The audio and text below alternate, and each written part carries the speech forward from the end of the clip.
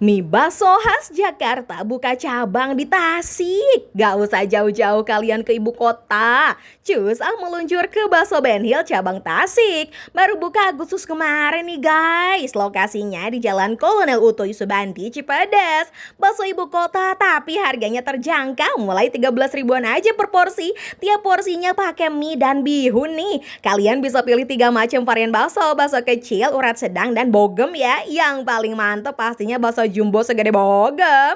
Dijamin bikin puas we, ukurannya badak, teksturnya kenyal empuk. Rasa daging sapinya berasa. Kuah kaldunya juga enak euy, beneran gurih lekoh ya.